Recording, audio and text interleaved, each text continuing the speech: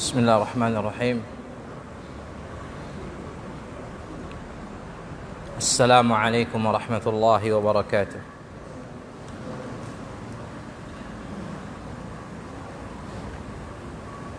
إن الحمد لله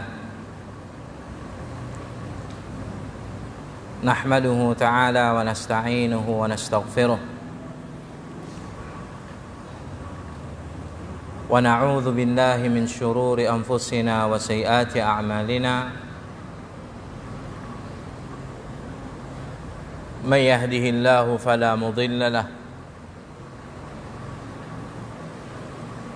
ومن يضلل فلا هادي له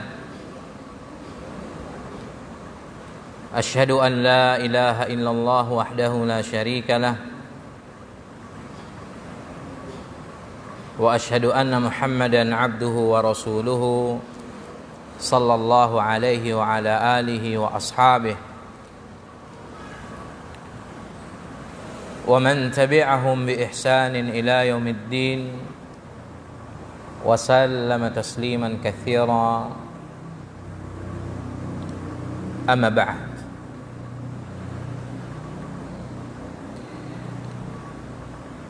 Di malam yang diberkahi ini insyaallah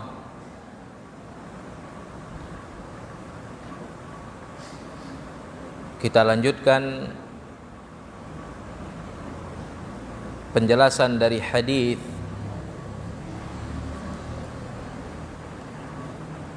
yang digelari dengan Ummus Sunnah atau hadis Jibril alaihi salam dari jalan Umar ibn al-Khattab radhiyallahu taala anhu yang diriwayatkan Imam Muslim rahimahullah, yang dibawakan oleh Al-Imam An-Nawawi di dalam kitabnya kitab hadis Riyadhus Shalihin min kalam Sayyidil Mursalin, di bawah bab al-muraqabah, merasa senantiasa diawasi oleh Allah tabaraka wa taala. Hadis yang panjang sehingga membutuhkan beberapa kali pertemuan, yang juga disebabkan waktu membatasi kita.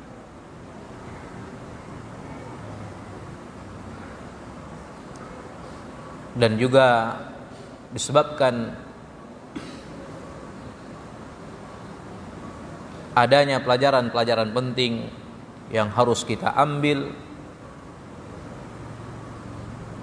di dalam hadis ini,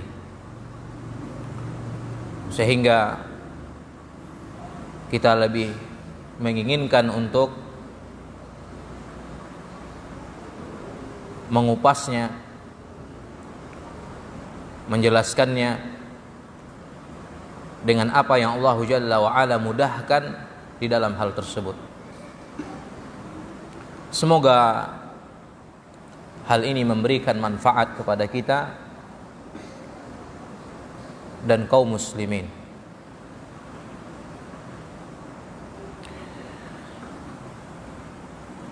Hadis yang ke-60 juga menyebutkan tentang ar-ruknu tsani, rukun yang kedua min arkanil Islam, dari rukun-rukun Islam. Setelah rukun yang pertama kita menyinggungnya di pertemuan pekan lalu, maka inilah rukun yang kedua, iqamus shalah, menunaikan dan menegakkan salat berdasarkan sabda Nabi sallallahu alaihi wasallam, wa tuqimas salat, yaitu engkau menunaikan salat 5 waktu yang diwajibkan oleh Allah tabaraka wa taala siang dan malam atau sehari semalam. Maka apa makna tuqimas salah atau iqamus salah? Karena tidak digunakan lafaz wa antusalliya, la, sebagaimana juga di dalam bahasa Arab dipakai dengan menggunakan fi'lul mudhari', antusalliya, untuk engkau salat, supaya engkau salat. Kan tapi digunakan tuqimas salah. Dan di dalam bahasa Arab yang sangat sempurna ini, penggunaannya memiliki makna tersendiri, kandungan-kandungan sendiri yang tidak dimiliki oleh selainnya. Apatah lagi bahasa dari selain bahasa Arab yang sangat miskin di dalam kandungan-kandungan kalimatnya. Adapun bahasa Arab tidak. Sehingga Allah Jalla wa Ala dengan ilmu dan hikmahnya menurunkan Al-Quran dengan bahasa Arab dan menurunkan risalah agama Islam kepada seorang Nabi dari bangsa Arab. Karena Allah Maha tahu apa yang baik, apa yang sempurna, apa yang cocok dan tepat bagi makhluknya. Tidak diturunkan pada bangsa Jawa atau Nusantara atau negeri ini atau barat dan seterusnya, sehingga Islam ini butuh dinusantarakan. Tidak.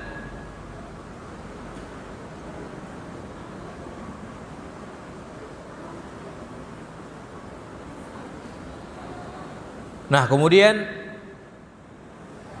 tuqimas salah, karena dimaksudkan di situ adalah iqamatus salah, menegakkan salat. Bukanlah yang dimaksudkan di situ hanya bentuk dari salat itu, tetapi bagaimana engkau menunaikannya, menegakkan dan melakukannya. Oleh karena itu, Ma'ali Syekh Shalih Al-Fauzan hafizahullah ketika mengatakan fatuqimus shalah bi an ta'tiya biha kama jaa'a biha an-nabiy sallallahu alaihi wasallam liqaulihi sallu kama ra'aitumuni usalli. Maka engkau iqamus shalah, fatuqimus shalah, menegakkan dan menunaikan salat, yaitu dengan engkau melakukan salat itu, menunaikan dan menegakkannya sebagaimana yang dilakukan oleh Nabi alaihi salatu wassalam. Jadi memiliki kandungan dan makna, tuntutan di situ. Kata-kata iqamus shalah artinya tunaikan dan tegakkan serta amalkan salat itu sebagaimana Nabi alaihi salatu wassalam melakukannya. Jadi bukan hanya sekedar salat, tapi ada makna di balik itu. Salat dengan apa yang dilakukan oleh Nabi alaihi salatu wassalam. Oleh karena itu Nabi alaihi salatu wassalam mengatakan sebagaimana diriwayatkan Imam Bukhari dari hadis Malik ibn Al-Huwairits radhiyallahu taala anhu, "Shallu kama raaitumuni usalli." Salatlah kalian sebagaimana kalian melihatku salat. Maka yang melihat Nabi alaihi salatu wassalam dengan mata kepalanya salat, maka dia wajib untuk mencontoh, meniru Nabi alaihi salatu wassalam seperti apa yang dia lihat.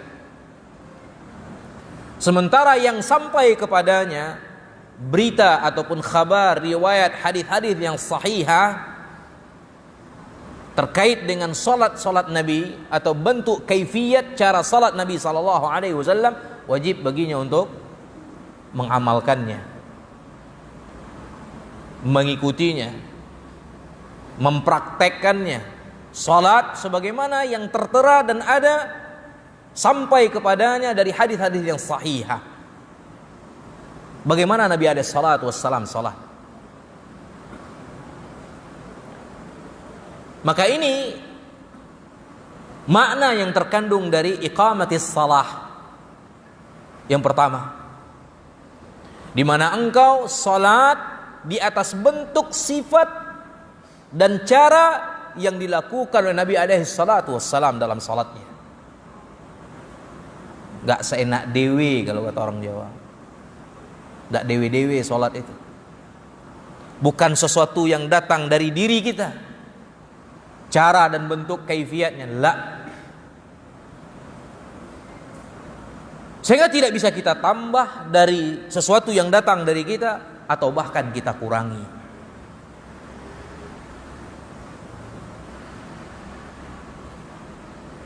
Maka pelajarilah kaifiyat salat as-salawatin Nabi, cara dan bentuk sifat salat Nabi alaihi salatu wassalam. Walhamdulillah baina aidina bainana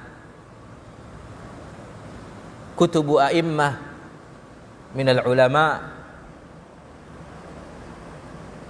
Sangat mudah dan ada di hadapan kita, di tengah-tengah kita, kitab-kitab para ulama dari ahlul ilm yang menuliskan, membukukan, mengumpulkan, menjelaskan dan menerangkan bagaimana bentuk dan sifat salat Nabi sallallahu alaihi wasallam. Bahkan muhadarah, kajian-kajian ilmiah khusus membahas tentang kaifiyat salawatin Nabi, salat Nabi sallallahu alaihi wasallam. Mulai dari takbir sampai kepada taslim, salam. Pelajarilah itu. Dan di antara kitab yang paling masyhur, yang paling terkenal, yang paling baik di dalam hal ini adalah sifat salat Nabi sallallahu alaihi wasallam yang tulis oleh al-Imam al-Muhaddits Muhammad Nasiruddin Al-Albani rahimahullah. Alhamdulillah kitab ini sudah diterjemahkan dan sangat mudah untuk mendapatkannya di toko-toko, di maktabah-maktabah kaum muslimin. Baca, pelajari dan sangat baik. Buku ini dipenuhi dengan dalil-dalil dan hadis-hadis yang sahihah, dan berusaha untuk memegang, mengikuti pendapat yang paling asah, yang paling benar dan paling sahih dari yang ada di dalam masalahnya, dan jauh daripada bentuk taklid, membeu, fanatik kepada salah satu pendapat dan mazhab tertentu. Tetapi bagaimana dimurnikan pengikutan itu hanya kepada Rasulullah sallallahu alaihi wasallam, dalil dan nas yang sahih. Kitab yang sangat baik dan direkomendasi oleh banyak ulama di zamannya dan sampai hari ini, walillahil hamd wal minnah. Dan kemudian begitu pun juga di antara makna iqamatis salah, di mana engkau menunaikan, menegakkan dan melakukan salat itu di waktu yang Allah Jalla wa Ala telah tetapkan. Ma'ali Syekh Al-Fauzan mengatakan, wa kadzalika min iqamatis salah an yusalliyaha fil waqti alladhi haddadahu Allah laha. Ini makna yang kedua. Engkau salat di waktu yang Allah Jalla wa Ala sudah tentukan. Oleh karena itu Allah Tabaraka wa Ta'ala dalam surah An-Nisa mengatakan, innas salat kanat 'alal mu'minina kitaban mawqutan. Sesungguhnya salat diwajibkan bagi orang-orang yang beriman pada waktu yang sudah ditetapkan. Sudah ada batasan waktunya ditentukan, maka tidak boleh keluar dari waktunya. Karena maksud yang diinginkan dari iqamatus shalah, engkau salat sebagaimana Allah Jalla wa Ala perintahkan engkau di dalamnya. Bagaimana bisa kita melakukan salat sekehendak hati, tidak pada waktu yang Allah batasi dan tentukan? Sementara yang diinginkan dari salat itu, kita salat sebagaimana yang Allah Jalla wa Ala perintahkan kita di dalamnya. Maka Allah Tabaraka wa Ta'ala memerintahkan kita salat di waktiha, di waktunya. Ditanya Nabi alaihi salatu wassalam tentang al-a'mal ahabbu ila Allah, amalan-amalan ayyul a'mal yang paling dicinta oleh Allah Tabaraka wa Ta'ala, maka Nabi katakan as-salatu li waktiha, salat pada waktunya. Adapun seseorang yang dia salat berdasarkan hawa dan keinginan nafsunya, kapan dia ingin, kapan dia sempat, kapan dia bisa, kapan dia bangun dari tidur, kapan dia selesai dari urusan dan kesibukannya, maka salatnya tidak sahihah, ghairu sahihah. Kenapa? Karena salatnya tidak dilakukan berdasarkan apa yang Allah Jalla wa Ala perintahkan. Kan tapi salatnya dia lakukan di atas hawa nafsunya. Maka hati-hati bagi yang melalaikan salatnya sehingga keluar dari waktunya. Bahkan ada yang salat belum waktunya dah salat.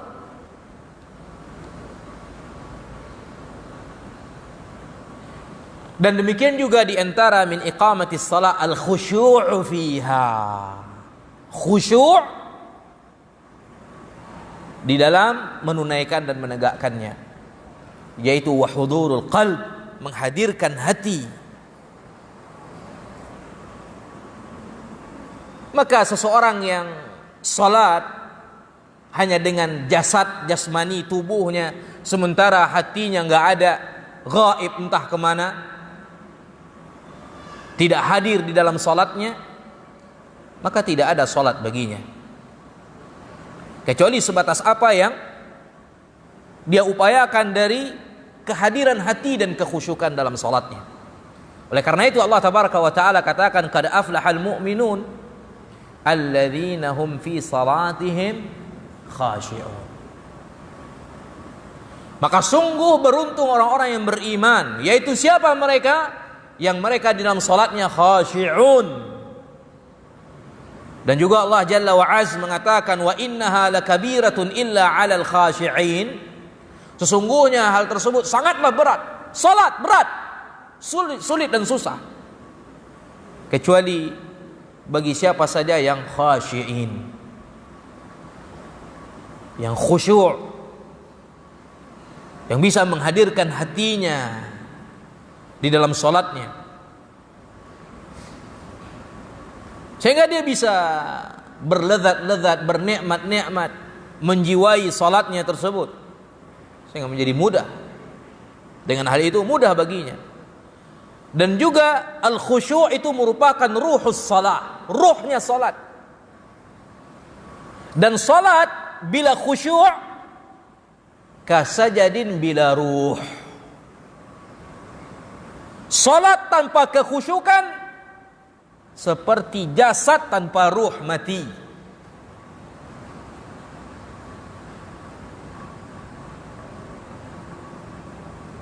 Maka hadirkan hati penuh dengan khusyuk di dalam salat.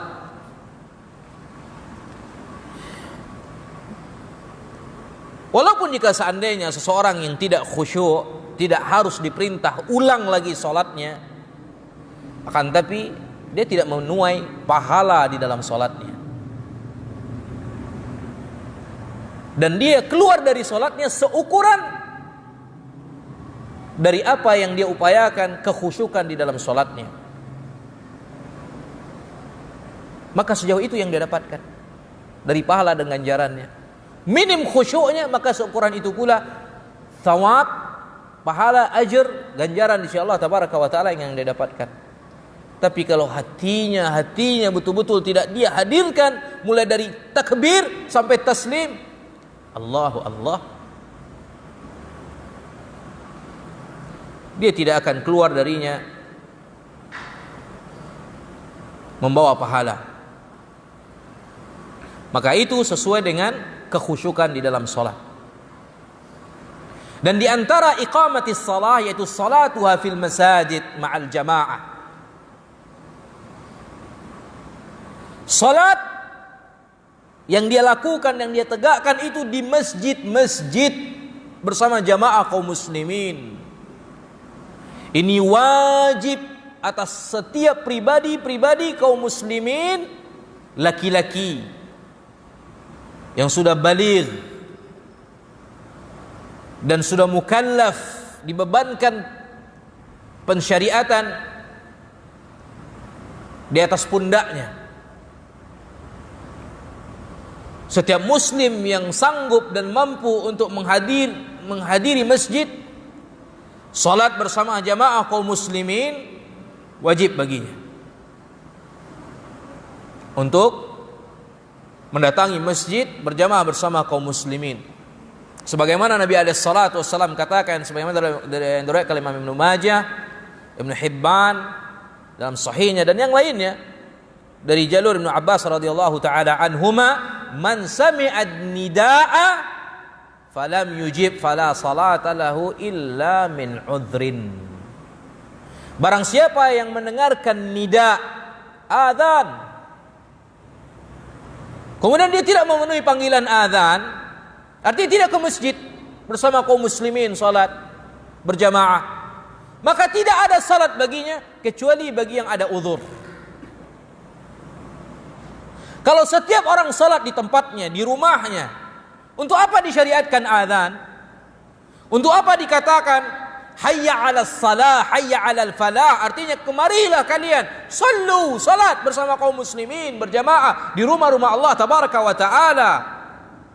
Kecuali siapa saja yang memiliki uzur atau di tempatnya tidak ada jamaah atau tidak ada masjid, maka dia salat di tempatnya. Adapun yang tinggal di sekitar masjid dan dia mampu mendengar azan dalam keadaan sehat, aman, tidak dikhawatirkan madarat yang akan menimpanya, maka tidak ada salat baginya apabila dilakukan di rumahnya. Artinya tidak terhitung salat baginya.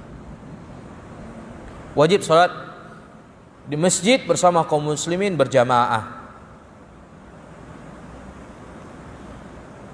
Dan berikutnya ita'uz zakah. Ini rukun yang ke-tsalits, yang ketiga. Jadi itu di antara makna-makna iqamatus salah, wa an tuqimas salah. Ita'uz zakah yaitu membayar zakat. Ini merupakan hak, kewajiban yang difardukan oleh Allah Azza wa Jalla di dalam harta-harta orang-orang kaya yang dibayarkan dan diberikan kepada orang-orang fuqara, miskin, fakir dan mustahak yang berhak mendapatkannya dari asnafnya. Wa fi amwalihim haqqun lis-sa'ilina wal mahrum walis-sa'ili wal mahrum. Dan di dalam harta-harta mereka itu ada hak, kewajiban yang harus diberikan kepada yang sa'il wal mahrum. Orang miskin yang mungkin dia memaksa, artinya orang miskin yang meminta-minta. Wal mahrum, miskin tetapi dia menahan dirinya dari meminta-minta. Dan ini ada yang seperti itu. Jangan kita terkadang melihat dia miskin tapi dia tidak meminta-minta, kemudian tidak dikatakan dia miskin, tidak mau membantunya. Terkadang dia menahan dirinya untuk tidak menghinakan dirinya. Maka oleh karena itu kita harus tahu bagaimana kriteria seseorang itu dikatakan fakir. Ketika dia memang tidak bisa memenuhi kebutuhannya dari makan, sandang dan pangannya, khalas, miskin, fakir. Walaupun para ulama ada definisi antara atau perbedaan antara miskin dan fakir. Yang jelas perkara ini adalah hal yang dimaklumi.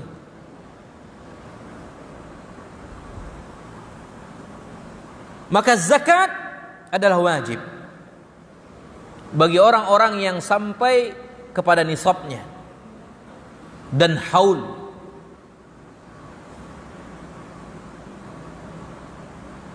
Dan dia bukanlah sunnah dan juga mustahabbah atau tabarru', sesuatu yang sunat. Maka siapa saja yang menunaikan dengan yang baik dari hal tersebut, maka dia akan diterima darinya. Dan yang mengingkarinya atau menahan diri dari menunaikannya, membayar zakat, ada beberapa bentuk manusia. Jika seandainya dia menahan dirinya dari membayar zakat dalam keadaan dia mengingkari kewajibannya, ini kafir, keluar dari Islam.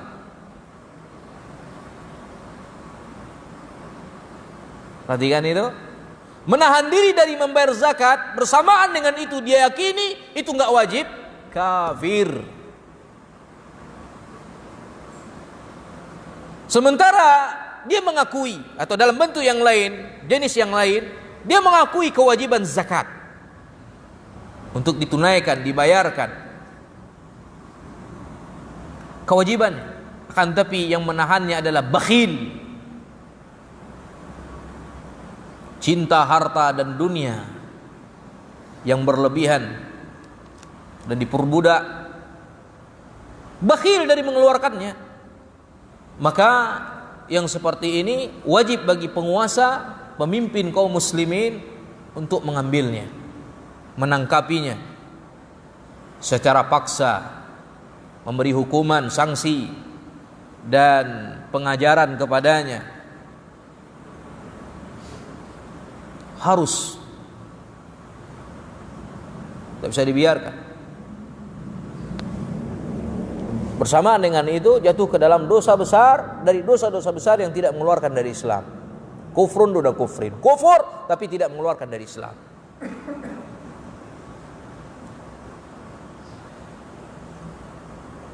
Dan jenis yang ketiga, kalau seandainya dia punya kekuatan, punya tentara, punya pasukan, punya anak buah,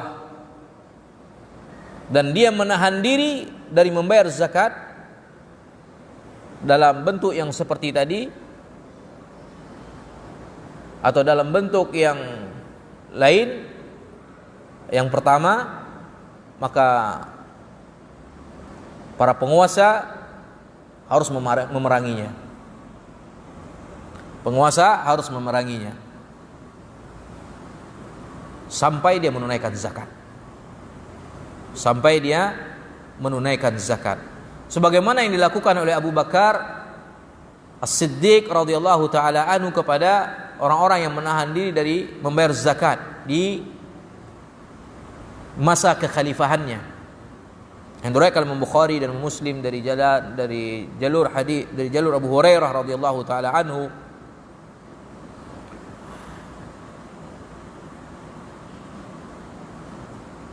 diperangi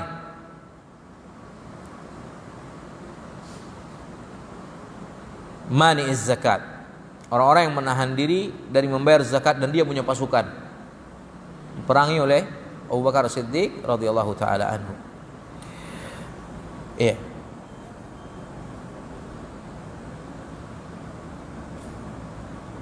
Sampai akhirnya apa? Dimintai tobat. Kalau tobat maka diterima, kalau seandainya tidak maka dibunuh dalam keadaan murtad. Waliyadzubillah.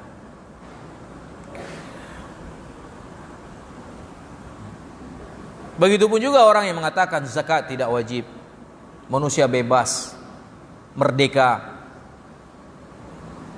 Ini juga harus dimintai tobat darinya oleh para penguasa. Kalau dia bertobat walillahil hamd, kalau enggak dia dipancung, dihukum mati, ditegakkan had sebagai seorang murtad. Orang murtad itu dibinasakan di dalam hukum Islam kalau tidak bertaubat. Yustatab, dimintai taubat terlebih dahulu, illa kutil, khalas, murtaddan, selesai. Dan kemudian rukun yang keempat yang disebutkan dari 5 rukun Islam, yaitu shaumu syahri Ramadhan, berpuasa di bulan Ramadan. Ini di setiap tahun. Berpuasa di bulan Ramadan. Syahrul Ramadan alladzi unzila fihi al-Qur'an. Sampai kepada ayat faman syahida minkumus syahra falyasum. Bulan Ramadan yang diturunkan padanya Al-Qur'an. Sampai kemudian Allah katakan barang siapa yang menyaksikan asy-syahra, yaitu hilal bulan Ramadan, falyasum, maka hendaklah dia berpuasa. Wajib bagi setiap pribadi muslim untuk berpuasa di bulan Ramadan. Jika seandainya dia memiliki kesanggupan untuk menunaikannya dan tidak ada uzur baginya.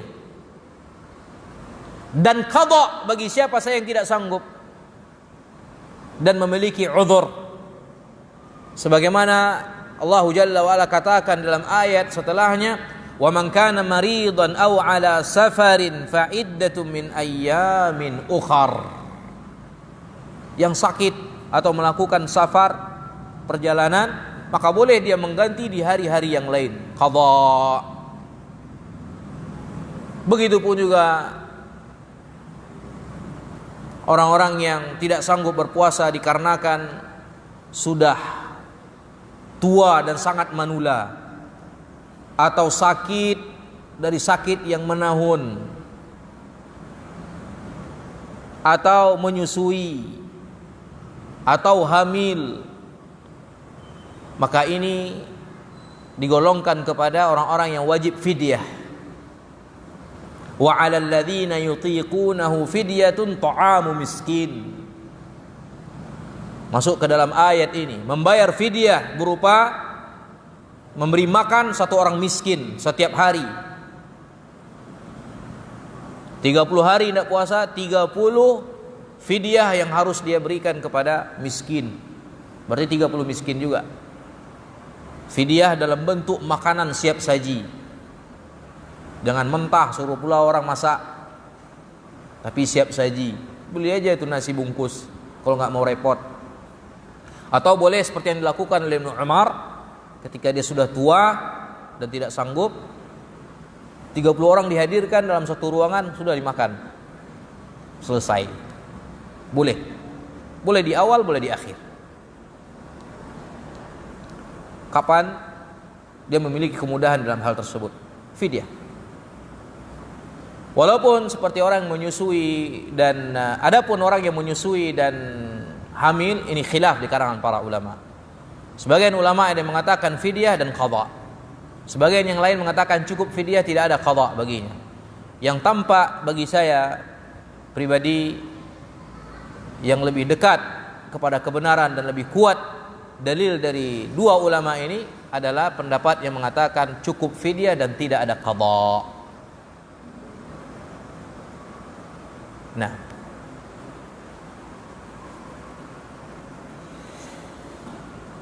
dan kemudian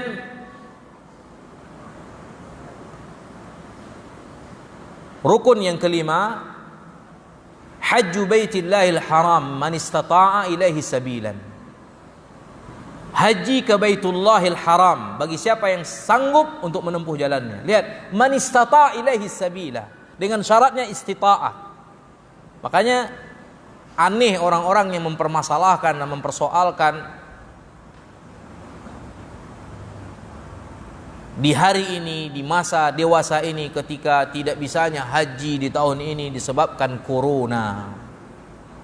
Apa ini? Celaan demi celaan muncul tuh. digiring opini, digiring fitnah, dibawa sengaja, dan itu diarahkan kepada terutama sekali itu Daulah Al-Mamlakah Arabiyah Saudiyah. Apa ini kerajaan semacam-macam di awal-awal tuh, dari orang-orang yang jahil, bodoh, atau memang punya kecenderungan hati kepada fitnah dan mengobarkan fitnah, ingin menanamkan perpecahan, kebencian, permusuhan kepada sesama kaum muslimin. Selalu Saudi dianggap suatu hal yang petaka besar begitu, seakan-akan sudah kiamat sekali. Padahal bukan di tahun ini aja orang nggak haji, sudah pernah beberapa kali sebelumnya. Belum lahir dia, aman aja, baik aja, nggak ada diingkari oleh para ulama. Karena memang ada penghalangnya. Jangankan itu Rasul SAW sudah mau berangkat, dihadang, balik lagi, nggak ada masalah, nggak ada haji tahun itu di awal-awal.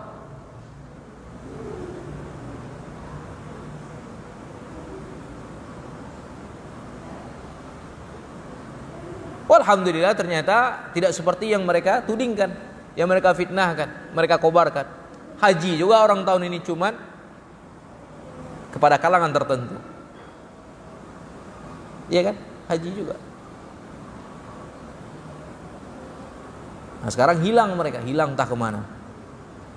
Yang suka fitnah, tudingan, caci maki pemerintah, penguasa terutama Saudi, hilang tiarap semua. Tidak laku kali itu. Cari lagi nanti bahan baru lagi. Ya, kalau ada yang terkait dengan yang bisa dihantamkan ke Saudi, udah dia muncul lagi, entah kemana-mana aja muncul. Tapi kalau dapat tiarap, dah hilang, senyap. Allah musta'an. Man istata'a ilaihi sabila, bagi siapa saya yang punya kesanggupan di situ. Maka orang yang melakukan haji kepada selain Ka'bah yang dituju, maka tidak diterima hajinya. Mereka kan sempat heboh tuh di Sumatera Barat, hajinya ke mana? Kuburan tertentu, masjid tertentu, bahkan seperti di Irak juga, Karbala. Maka ini tidak diterima hajinya. Barang siapa yang meyakini bahwasanya ada haji ke kubur, ke tempat-tempat keramat, atau bangunan-bangunan pepohonan semacamnya, ini murtad, keluar dari Islam, bukan Islam.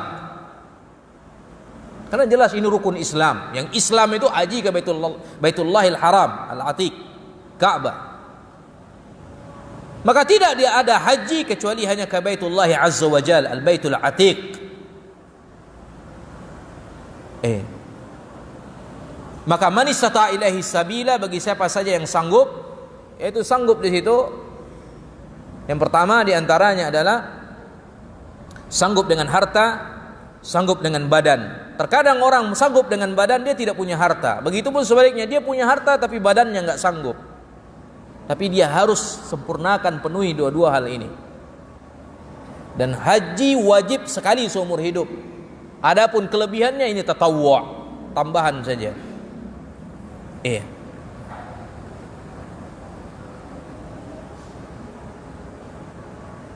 Kenapa harus ada kesanggupan? Karena haji ini butuh perjuangan dan hal-hal yang berat di sana. Wallahu taala a'la alam bissawab. Kita cukupkan sampai sini, sudah masuk waktu Isya. Insyaallah taala kita akan masuk kepada al-arkan al-iman.